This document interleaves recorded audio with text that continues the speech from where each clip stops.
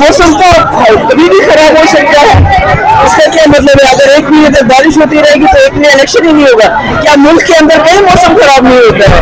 ये तो बहाने हैं जो उनको लोगों का सैलाब जो देख रहे हैं, लोगों का रुझान देखिए कि लोग घबरा गए हैं, इसलिए इलेक्शन को पोस्टपोन करना चाहते हैं ताकि इनको मौका मिले लोगों को धमकाने का, और ये जो इन्होंने बेजा दौलत इकट्ठी की है उसको खर्च करने का मौका मिले। मगर मैं इलेक्शन कमीशन से फिर एक बात दरखास्त करना चाहती हूँ, जम्मू कश्मीर के लोगों को बहुत मुश्किल से एतमाद आ गया है जम्मू कश्मीर के इलेक्शन प्रोसेस पे, उसको किसी एक शख्स या पार्टी के लिए खराब मत कीजिए।